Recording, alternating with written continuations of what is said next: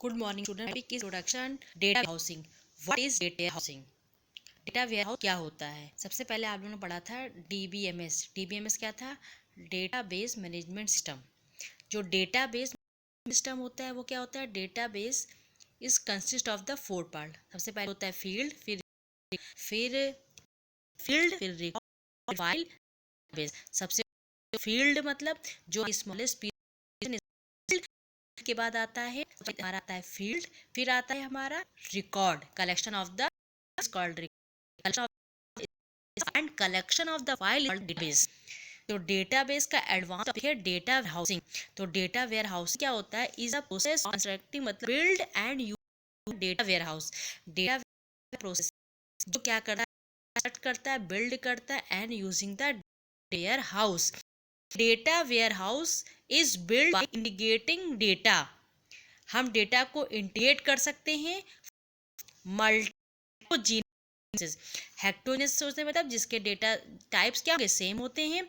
That support जो सब करता है एनालिटिकल रिपोर्टिंग को, स्ट्रक्चर्ड एंड डिसीजन मेकिंग को। रिपोर्टिंग को और स्ट्रक्चर्ड जो हमारा डेटा है वो स्ट्रक्चर है और उसके बीच में कैसे डिसीजन होती है उसको डिफाइन करता है। तो जो हमारा डेटा वेयरहाउस क्या होता है? Subject oriented, time variant, non volatile collection of the data. Subject Orient मतलब डेटा वेयर हाउस है उसका सब्जेक्ट डिफाइन है कि पर वो काम करेगा। सब्जेक्ट ओरिएंटेड इंटीग्रेट मतलब डेटा को मल्टीपल पार्ट कर सकते हैं। सबसे पहले क्या हुआ? Data warehouse is subject oriented. Second, data warehouse integrated. Third is data ware is non volatile. Non volatile, non volatile का मतलब जो डेटा हमारा एक बार स्टोर हो गया है, पावर स्विच ऑफ हो जाएगी तो हमारा डिलीट नहीं होगा, जैसा सेव है वैसे ही उसमें हमारा सेव रहेगा। तो subject oriented, non volatile, integrated data is called data warehouse.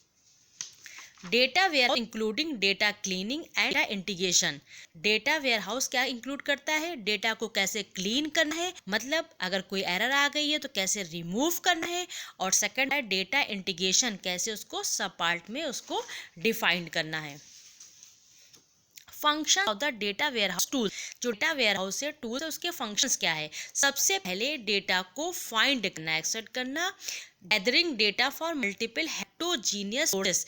Data collect करेंगे हम कहाँ से? Multiple heterogeneous sources. हेक्टोजीनियस मतलब जिसका टाइप क्या है? सेम है।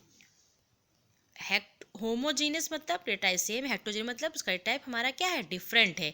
Data cleaning include finding and correct the error in data. Data जो एरर आई हो उसको फाइंड करना। Data transformation include correct the data from legacy format to data warehouse format.